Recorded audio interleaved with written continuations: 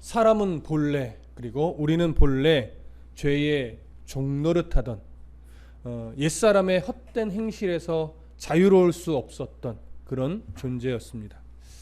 그런 우리를 하나님은 사랑하셨습니다. 그래서 모든 사람이, 하나님의 사람이 죄의 종노릇하지 않도록 예수 그리스도의 보배로운 피를 흘리게 해 주셨죠. 바로 이 은혜를 우리는 덧입었고, 베드로가 이 서신을 쓰고 있는 당시 소아시아 지역의 성도들도 바로 이런 은혜로 말미암아 하나님의 자녀가 되었었습니다. 그래서 하나님을 믿는 성도가 되었죠. 그렇기 때문에 그들은 모든 믿음과 소망을 하나님께 두고 살아가는 자들이 되었었습니다. 그 되었다는 이 사실을 베드로가 서신을 통해서 지금 저번 시간에 강조를 했죠.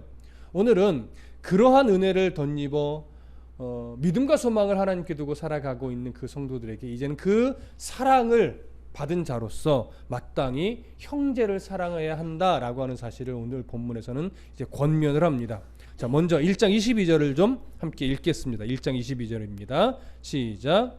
너희가 진리를 순종함으로 너희 영혼을 깨끗하게 하여 거짓 없이 형제를 사랑하기에 이르렀으니 마음으로 뜨겁게 서로 사랑하라. 자, 지금 읽은 이 베드로전서 1장 22절은 베드로전서 1장에서 어느 구절과 대비시켜 읽으면 더 선명하게 그 내용이 들어오냐면 바로 1장 14절입니다.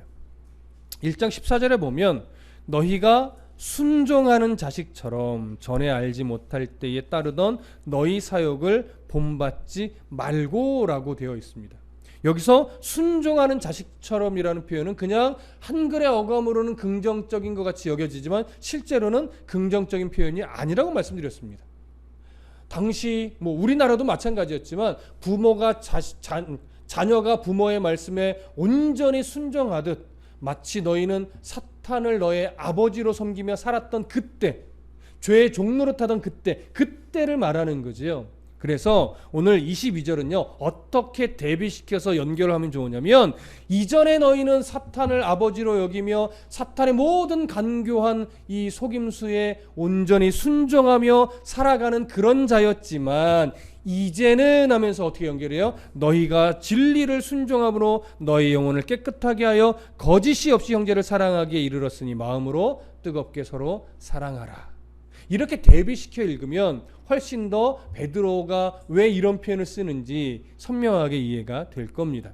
자, 그래서 이런 비교를 생각하며 읽어갈 텐데 베드로는 먼저 이렇게 얘기하죠. 너희가 진리를 순종함으로 너희 영혼을 깨끗하게 하여. 자, 진리를 순종함으로, 좀 전에 읽은 1장 14절에 너희가 순종하는 자식처럼, 이 표현과 대조를 이루는 거죠.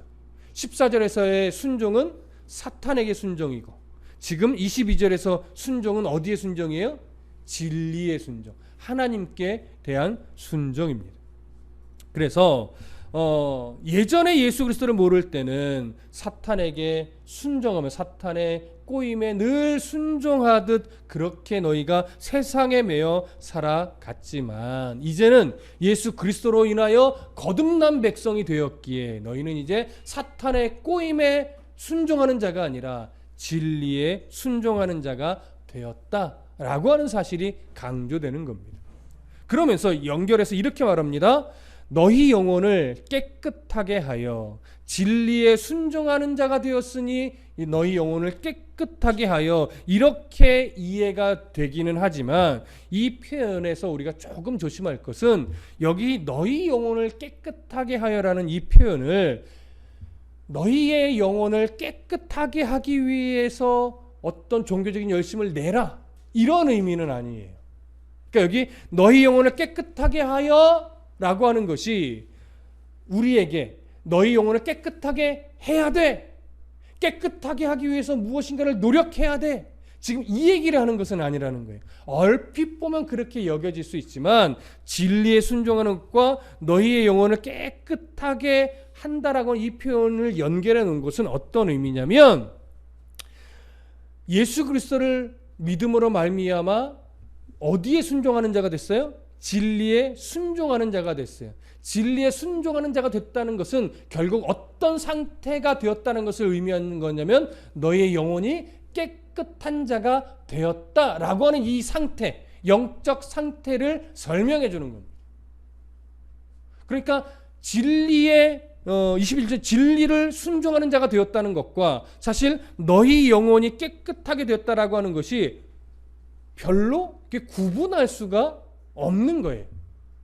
논리적으로는 뭔가 구분을 할 수 있겠지만 실제로는 거의 동시에 함께 이루어지는 거예요. 진리에 순종하는 자가 됐는데 영혼이 깨끗하지 않을 수는 없어요. 이건 지금 도덕적이고 윤리적인 깨끗함을 말하는 것이 아닙니다. 죄의 종노릇하던 그런 죄의 얼룩진 상태가 아니라 예수 그리스도의 보혈의 피로 말미암아 우리의 영이 죄의 책임에서 해방된 그런 깨끗한 자가 되었다. 하나님의 자녀라고 하는 깨끗한 자, 신분이 되었다. 이런 의미를 말하는 거예요. 그래서 진리에 순종함으로 너희 영혼이 깨끗하게 하라고 하는 것은 진리이신 예수 그리스도를 영접하여 거듭난 자로서 이미 그의 영적 상태가 깨끗한 상태가 되었다라고 하는 것을 표현하는 그런 의미라는 것 일단 이해하시면 좋겠습니다. 이렇게 영이 깨끗한 상태, 거듭난 상태에 이르렀기 때문에 그것을 근거로 하여 이제 다음 구절이 연결이 되는 거예요. 자, 22절 다음 구절을 어떻게 연결합니까? 거짓 없이 형제를 사랑하기에 이르렀으니. 자, 보세요.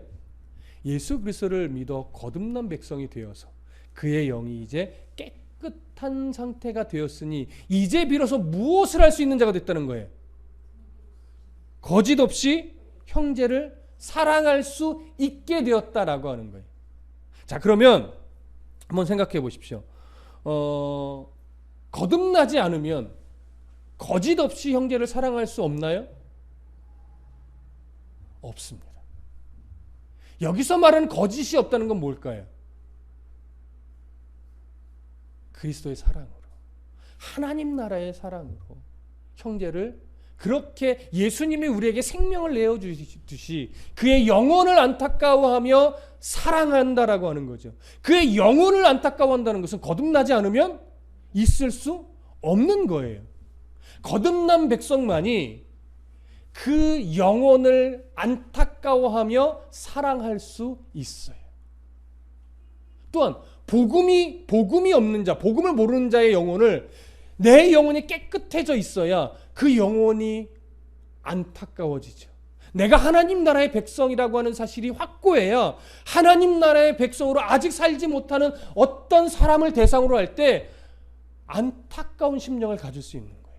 내가 거듭나지 않았으면, 내가 하나님을 모른다면, 내가 하나님 나라의 가치를 모른다면 우리가 어떻게 한 영혼을 사랑하며 한 영혼을 위해 안타까워할 수 있겠습니까?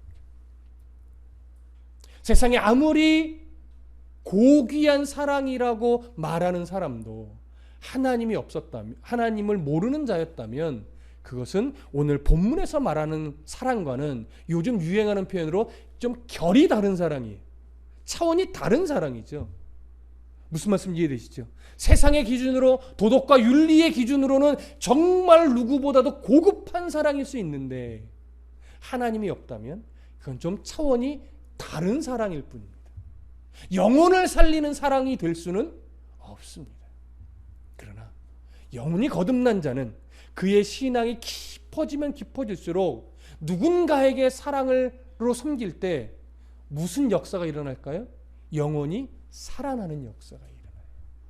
그래서 예수 믿는 사람은 왜 사랑해야 되느냐?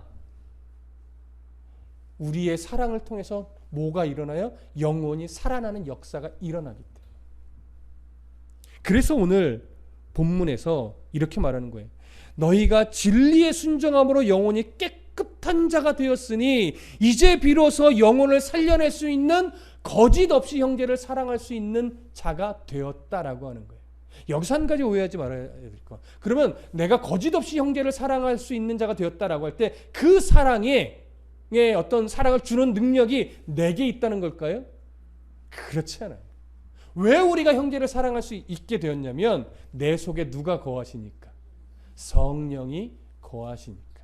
성령의 도우심으로 말미암아 내가 누군가를 사랑할 수 있게 되는 것뿐이에요. 물론 우리의 의지가 필요 없다는 얘기는 아니에요.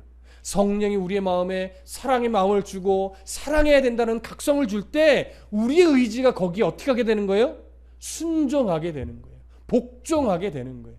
그래서 내 힘으로는 절대 사랑할 수 없는데 그리스도의 사랑이 내 안에 거하고 성령이 내 마음에 자꾸 외치니까 나의 자존심을 누르고 나의 욕심을 누르고 나의 탐심을 누르고 누군가를 사랑해내는 거지. 그 사랑의 대상이 직장의 누군가일 수도 있고 가정의 누군가일 수도 있고 교회 내의 누군가일 수도 있습니다. 참 안 되는데 사랑하고 싶지 않은데 끊임없이 내 안에 성령 하나님이 그래도 사랑해라. 그래도 사랑할 수 있어. 내가 도울게. 사랑해라. 이 음성을 주시면 한동안은 어떻게 해요? 참 힘들어요. 그 말씀 순종하고 싶지 않거든요.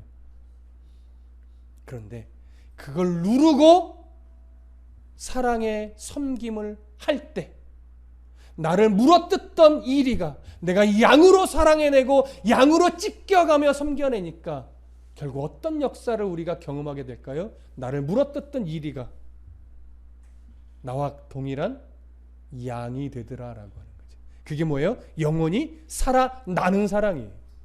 이거는 하나님 나라의 백성으로서 성령의 음성에 순종하여 하기 싫지만 할 수 없지만 해내는 사랑의 섬김을 해볼 때 기꺼이 양으로서 물려본 사람만이 알 수 있는 거예요. 싫어, 난 절대 못해. 이래서 안 물려보면 이리가 양으로 변하는 이 경험을 못해요. 그러니까 여기서 말하는 거짓 없이 형제를 사랑할 수 있게 되었다라고 하는 것은 이제 비로소 그럴 수 있는 출발점에 너희가 이제 섰다라고 하는 거예요. 그러니 성령 하나님이 도우실 테니 성령 하나님 그 마음에 사랑의 음성을 외칠 때 싫어도 한번 해보라. 순종해보라. 사랑해보라. 그러면 어떤 역사가 일어나는지 경험하게 될 것이다. 이런 메시지가 이 표현 안에 담겨 있는 것이죠. 자, 그래서 여러분 보십시오.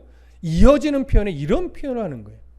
거짓 없이 형제를 사랑하기에 이르렀으니, 사랑할 수 있게 되었으니, 사랑하는 그 출발점에 내가 세웠으니 마음으로 뜨겁게 서로 어떻게 해요? 사랑하라.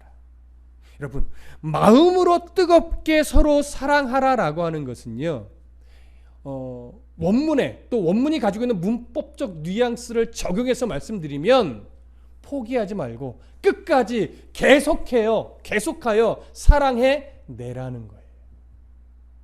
그래서 잘 들으세요.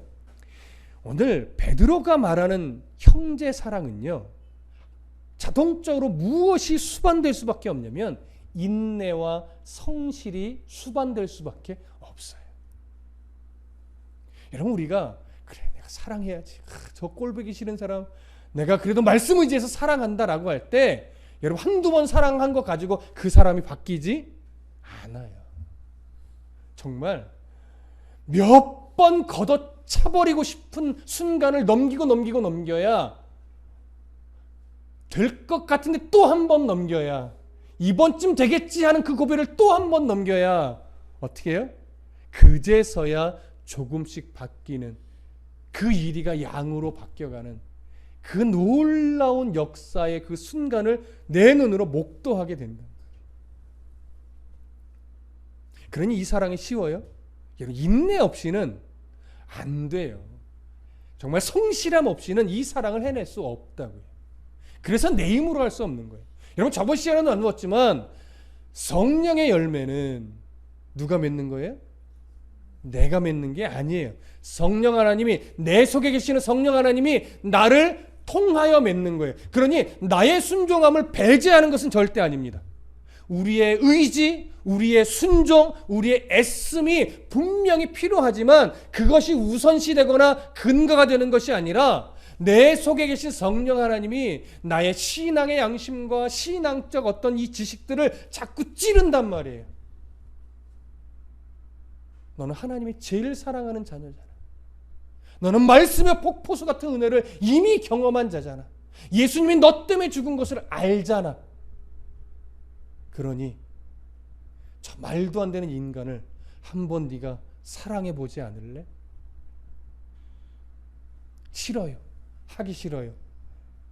끊임없이 사실은 하나님 앞에 항거하고 나는 못한다고, 내가 어떻게 저런 인간을 사랑하냐고 못한다고 하지만 끝내 하나님의 사람은요 어떻게 하게 돼요? 사랑해내게 돼요. 왜냐하면 나는 저 인간을 포기할지 모르지만 하나님은 저 인간을 포기하지 않거든요. 그래서 끝내 나를 통해 저 인간을 사랑하게 함으로 말미암아 저 인간이 누구를 만나게 만들어요? 하나님을 만나게 만들어요. 물론 시기는 무지 오래 걸릴 수도 있어요. 그래서 인내가 필요하고 그래서 성실함도 필요해요. 그래서 그리스도인의 사랑은요 놀랍게도 책임이라는 것이 수반이 됩니다. 우리는 어떤 책임이 주어진 자이냐면 오늘 본문에 있는 이 말씀처럼 거짓 없이 형제를 끝까지 사랑해내야 할 책임이 있어요. 물론 여러분들도 경험하시겠지만 우리가 예를 들어 10명을 하나님이 사랑해야 하게 하는 마음을 주셨다면 실제로 우리는 한 명도 제대로 사랑해내기 어려운 건 사실이에요. 그런데 하나님은 뭘 보세요? 그것 때문에 안타까워하고 그래도 사랑해 보려고 애쓰는 우리의 중심을 보시는 거예요. 그래서 표면적으로 볼 때 내가 이만큼 사랑해내야 될 것 같은데 실제로 우리는 이만큼 사랑해내지는 못해요. 이만큼 사랑해내려고 애쓰다가 요만큼 사랑하는 거예요. 실제로는. 근데 하나님은요 그 요만큼 사랑하는 우리의 중심 안 돼서 애통해하고 하고 싶은데 안 되고 실제로 열받아서 안 하기도 하고 뭐 이런 엎치락 뒤치락하는 우리의 이 중심을 보시고 이만큼 사랑해야 하지만 요만큼 사랑하는 우리의 순종을 통해 저 사람을 어떻게 만드는 거예요? 하나님을 사랑하는 사람으로 하나님이 만들어내는 거예요. 그래서 그 사람을 바꾸어내는 것은 하나님 몫이고 우리는 끊임없이 그 사람을 말씀에 순종하여 성령 하나님의 인도하심에 순종하여 사랑하려고 그저 우리는 뭐 하는 것뿐이에요? 노력하고 애쓸 뿐인 거예요. 그거면 됩니다, 여러분. 오늘 본문은 그래서 마음으로 뜨겁게 서로 사랑하라. 근데 이 사랑에는 뭐가 담겨 있다고요? 계속해서 포기하지 말고 책임감 있게 이런 의미가 이 안에 담겨 있는 거예요. 자, 그러면 베드로가 지금 소아시아 지역 성도들에게 왜 이렇게 사랑하라고 권면하는 걸까요? 지금 사랑을 하지 않아서? 아니요. 지금도 잘 사랑해내고 있는데 베드로는 이 사실을 더 강조해요. 왜냐하면 앞으로 더 큰 고난과 어려움이 예상되기 때문에. 그러니 지금 고난 중에 잘 사랑해내고 있지만 더 심한 고난과 시련이 그들에게 불어닥치면 이 사랑을 얼마든지 포기할 수 있거든요. 그래서 그런 상황이 불어닥칠 때 이 말씀을 기억하여 포기하지 말고 끝까지 뭐 해라? 서로를 사랑해내라. 그래서 이 본문 안에서는요 1차적으로 이 사랑은 누구와 누구 간의 사랑이냐면 성도와 성도 간의 사랑이 우선적으로는. 왜냐하면 서로 응원하고 서로 붙잡아주고 서로 도와주면서 이 고난 속에 신앙을 버리지 않도록 함께 해야 되기 때문에 여기선 그것이 우선이에요. 하지만 이 우선적 내용이 이제 오늘날 우리에게는 더 넓어진다면 성도와 성도와의 관계 속에서 또 가족과의 관계 속에서 또 하나님을 모르는 세상에 우리가 관계 맺는 사람들과의 그 사이에서 이 사랑을 우리가 해내야 하는 거죠. 모든 사람을 그렇게 사랑할 수는 없지만 유달리 하나님이 우리에게 사랑하게 만드는 그런 사람이 생겨날 거예요. 이미 있을 거예요. 아마 이 말씀을 들을 때 지긋지긋한 어떤 인간이 생각나신다면 어쩌면 그 사람이 내가 사랑해내야 할 사람일 수도 있어요. 왜냐하면 저는 모르니까 그 사람이 마저 이렇게 말할 수는 없는 거죠. 하나님의 뜻을 제가 어떻게 다 헤아려 알겠습니까? 그러나 여러분들 각자의 마음속에 하나님이 울리시는 그 울림이 있을 거란 말이죠. 그 울림이 있다면 한번 노력해 보십시오. 하나님이 바꿔가실 겁니다. 여러분이 바꾸려고 하니까 힘든 거예요, 사실은. 잘 들으세요. 우리는 못 바꿉니다. 여러분이 바꾸려고 사랑하지 마시고, 바꾸는 건 하나님 몫이니 그냥 하나님께 내어 맡기고, 하나님, 이런 거죠. 하나님, 제가 지금 상태에서 할 수 있는 사랑은 여기까지입니다. 더 큰 사랑을 원하시면 힘을 주십시오. 힘 주시고 마음 주시면 제가 조금 더 큰 사랑할게요. 조금 더 넓은 사랑할게요. 조금 더 깊은 사랑할게요. 하나님 힘 주세요. 그렇게 하나님 앞에 구하면서 사랑을 하려고 애쓰면 하나님이 그 기도를 안 들어주실까요? 내 기대보다 시간이 더디 걸려서 그렇지, 사랑할 수 있는 힘도 주시고, 사랑할 수 있는 마음의 크기도 주시고, 사랑할 수 있는 필요한 것들을 하나님이 들어주실 겁니다. 우리는 그런 말씀의 약속을 믿고 살아가는 자라는 것, 우리가 놓치지 않기를 간절히 소망합니다. 23절 함께 읽겠습니다. 시작. 너희가 거듭난 것은 썩어질 씨로 된 것이 아니요 썩지 아니할 씨로 된 것이니 살아있고 항상 있는 하나님의 말씀으로 되었느니라. 베드로는 이제 서로 사랑하라고 말씀한 이 권면에 아주 중요한 이유를 한 가지 제시하는데, 그것은 어떻게 무엇으로 너희가 거듭났는지 알지 않느냐 이겁니다. 자, 여기서 23절에 표현된 썩어질 씨는 뭘까요? 썩어질 씨. 베드로 1장 18절에 보면 이런 표현 있죠. 너희가 알거니와 너희 조상이 물려준 헛된 행실에서 대속함을 받은 것은 은이나 금같이 없어질 것으로 된 것이 아니요. 여기 썩어질 씨라고 하는 것은 바로 이 18절에 언급된 것처럼 은이나 금과 같은 부류의 것, 세상에서 가장 귀하다라고 여김받는 그런 부류의 것들, 아무리 세상의 최고라고 하는 것을 가져다 바친다 하더라도 그런 세상의 것들로는 거듭날 수 없다라고 하는 것이죠. 그러니 썩어질 씨는 모양은 그렇듯해 보이고 무엇인가 있어 보일지는 모르지만 그것으로는 아무런 열매를 맺을 수 없는 씨라는 거죠. 생명을 낳을 수 없는 씨라고 하는 거예요. 이와 대조해서 성도가 거듭날 수 있었던 이유에 대해서 뭐라고 말해요? 이제는 그와 달리 썩지 아니할 씨로 됐대요. 썩지 아니할 씨. 이 썩지 아니할 씨에 대해서 베드로는 뭐라고 뒤에서 부연하여 설명합니까? 살아있고 항상 있는 하나님의 말씀이라고 표현을 했습니다. 이것을 1장 19절에서는 뭐라고 표현했냐면 그리스도의 보배로운 피라고도 표현을 했습니다. 왜냐하면 그리스도의 보배로운 이 피는 하나님의 말씀에 예수 그리스도께서 온전히 순종함으로 흘려주신 피이기 때문에, 그래서 이 보배로운 피는 결국 썩어지지 않을 씨이며, 또한 이 썩어지지 않을 씨는 바로 하나님의 말씀인 것입니다. 바로 이러한 그리스도의 보배로운 피, 영원한 대속의 은혜를 주신 그 하나님의 말씀을 따라 흘려주신 보배로운 피로 말미암아 우리에게 주어진 거듭남이라고 하는 거지. 이 가치를 지금 강조하고 있는 거예요. 그래서 이 보배로운 피로 말미암아 우리에게 이렇게 값진 은혜를 주신 것, 우리가 항상 잊어버리면 안 돼요. 우리가 종종 이런 표현을 합니다. 값없이 받은 은혜. 어떤 차원에서 맞는 표현이에요, 그렇죠? 값없이 받은 은혜라는 표현은 어떤 차원의 표현이에요? 내가 지불한 것이 없다라는 표현의 이야기입니다. 표현입니다.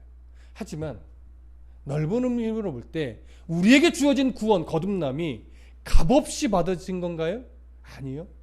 이 세상에 아무리 최고의 것이라고 하더라도 그것으로 감히 살 수 없는 거예요. 무엇으로 살 수 있어요? 우리의 거듭남은 수백억 원, 수천억 원, 가장 귀한 다이아몬드 이런 것으로도 살 수 없는 겁니다.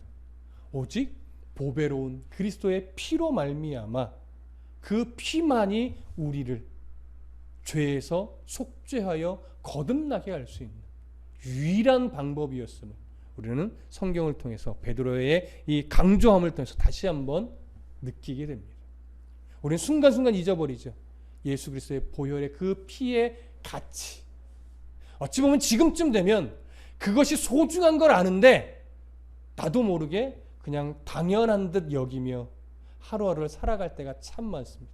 어떻게 흘려주신 피인데, 말로 하면 머리로 늘 알고 있는데 우리가 삶의 태도에서 보면 마치 이제는 당연한 듯, 이제는 뭐 익숙한 듯, 그것을 별로 감흥 없이 예수 그리스도가 날 위해 흘려주신 보혈하면, 예전에 한참 뜨거울 때는 예수 그리스도의 십자가만 들어도 눈물이 핑 돌고 주르륵 눈물이 흐르고 이런 적도 있었지만, 지금은 그저 나도 모르게 힘없이 아멘 하는 정도, 영혼 없이 아멘, 나도 모르게 습관적으로 아멘, 마치 대한민국 하면 박수 몇 번 치듯이. 그것이 틀렸다라고 하는 것은 아닙니다. 얼마만큼 우리 안에 그것이 배어져 있으면 그렇게 나오는 거겠죠. 배어져 있으니까. 하지만 배어져 있기 때문에 조금은 더 긴장하고 조금은 더 깊이 생각해서 내가 이 감격을 잊어버렸구나, 이 가치를 많이 놓치고 있구나, 다시 한번 하나님 앞에 이 복음의 가치, 거듭남의 가치, 예수 그리스도의 보혈의 피로 말미암아 주어진 이 보혈의 가치가 다시 한번 내 가슴속에 생생하게 하나님 살아날 수 있도록 도와주십시오. 그 복음의 이 외침만 들어도 내 가슴이 설레일 수 있는 그런 은혜를 하나님 허락해 주십시오. 이렇게 하나님 앞에 간구하는 것도 중요할 것입니다. 자, 이제 24절과 25절을 읽겠습니다. 함께 읽습니다. 시작. 그러므로 모든 육체는 풀과 같고 그 모든 영광은 풀의 꽃과 같으니 풀은 마르고 꽃은 떨어지되 오직 주의 말씀은 세세토록 있도다 하였으니 너희에게 전한 복음이 곧 이 말씀이니라. 아멘. 여러분, 지금 강조한 말씀과 별반 다르지 않는 내용입니다. 그러므로 22절과 23절에서 강조한 것을 근거로 하여 그러므로 이렇게 말합니다. 모든 육체는 뭐와 같아요? 풀과 같아요. 그 모든 영광은 풀의 꽃과 같대요. 자, 그러면 모든 육체는 뭘까요? 여기서 강조하는 모든 육체, 하나님을 섬기지 않는, 예수 그리스도를 거절한 모든 사람, 세상의 모든 것을 말하는 거죠. 그 하나님이 없는 세상의 힘을 말합니다. 세상의 권세를 말하기도 합니다. 그 모든 것들은 세상의 시선으로 보면 어떻게 될 것 같아요? 영원할 것 같아요. 정말 강력할 것 같아요. 근데 베드로는 말해요. 풀과 같다. 영원하지 않다라고 하는 거예요. 그러면서 이어서 말하죠. 그 모든 영광은 풀의 꽃과 같으니 풀은 마르고 꽃은 떨어지게 되어 있다. 이렇게 말해요. 그 모든 세상의 힘들이, 모든 세상의 권세들이 너무나 크고 너무나 강력하며 또 때로는 너무나 아름답고 때로는 너무나 세련돼 보여서 내가 때로는 그것의 어떤 것들은 너무 가지고 싶기도 하고 때로는 그 힘이 너무 무섭기도 하고 이런 모습들이 가득해요. 그래서 그것이 정말 영원할 것처럼 내가 그것을 너무 두려워하거나 그것을 너무 가지고 싶어하는 이 두 가지 양상이 우리 안에 있기는 하지만 오늘 베드로는 말하죠. 그런 것들은 땅에서 그들이 가지고 있는 모든 힘과 권세, 영광이나 아름다움은 영원한 것이 아니야. 너희가 그렇게 부러워할 만큼 또는 너희가 그렇게 두려워할 만큼 영원한 것이 아니야. 풀의 꽃과 같이 마르고 풀과 같이 마르고 꽃과 같이 시들어서 떨어질 수밖에 없는 것들이야. 이 얘기를 하는 거죠. 우리가 기대하고 소망하고 바라는 세상의 모든 복들도 그런 유입니다. 그러니 그런 세상의 복들이 우리에게 필요하기는 하지만 그것이 영원한 것 같이 그것을 붙잡으려고 하나님도 팔아먹는 사람이 돼서는 안 되는 거죠. 그러면서 25절을 해서 강조합니다. 하지만 오직 주의 말씀만은 어떻게 된다고요? 세세토록 있대요. 주의 말씀이 세세토록 있는데 너희에게 전한 복음이 바로 이 말씀이라는 거예요. 이걸 다시 연결하면 너희에게 주어진 이 거듭난 복음으로 인해 너희가 하나님의 자녀가 되고 거듭났다는 이 사실은 시든지 않는다? 얼마 지나다가 버려진다? 아니면 영원하다? 영원하다. 너희의 거듭남이 영원하고 너희에게 이 거듭나게 주었던 복음의 가치가 영원한데 그걸 놓치고 세상의 권세를 두려워하고 고난과 시련 때문에 복음을 버리고 해서는 절대 안 된다라고 하는 사실을 강조하려고 베드로는 오늘 풀은 마르고 꽃은 떨어지되 오직 주의 말씀은 세세토록 영원히 있다라고 말한 겁니다. 오늘을 살아가는 저와 여러분들도 마찬가지입니다. 이 세상에 영원한 것은 하나도 없습니다.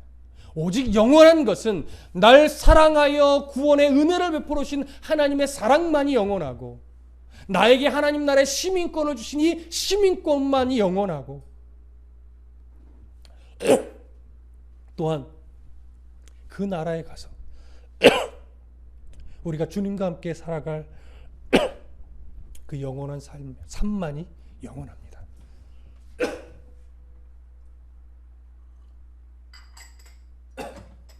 갑자기 목에 걸렸어요. 제가 은혜가 됐나 봐요. 그 소망이, 잘 들으십시오, 복음의 가치, 그리고 그 복음의 가치로 주어진 구원, 그리고 하나님 나라, 이 영원한 가치가 내 안에 선명해져야 됩니다. 그리고 그 하나님 나라가 얼마나 복된 것인지 내 안에 풍성하게 느껴져야 됩니다. 그래서 그것이 기대와 소망으로 내 안에 자리 잡아야 됩니다. 그렇지 않으면 우리는 결국 영원하지 않은 세상의 것에, 풀과 같은 세상의 것에, 꽃과 같은 세상의 것에 우리의 몸을 기댈 수밖에 없습니다. 거기에 기대지 않으려면 우리에게 주신 이 하나님의 말씀, 구원의 가치, 복음의 가치, 하나님의 나라의 가치가 선명해지고 우리 속에 풍성해져야 됩니다. 그것을 느끼고 그것을 소망하고 하나님 내 안에 이러한 은혜가 더 선명해지고 풍성해지길 바랍니다. 그래서 세상 속에서 주님의 자녀답게 성실하게 살겠지만 내가 그 세상의 것에 기대는 성도가 아니라 오히려 세상의 것을 도구로 하여 하나님 나라를 바라보는 성도가 되게 해 주십시오. 이렇게 간구하는 성도가 되시기를 간절히 소망합니다. 기도하겠습니다.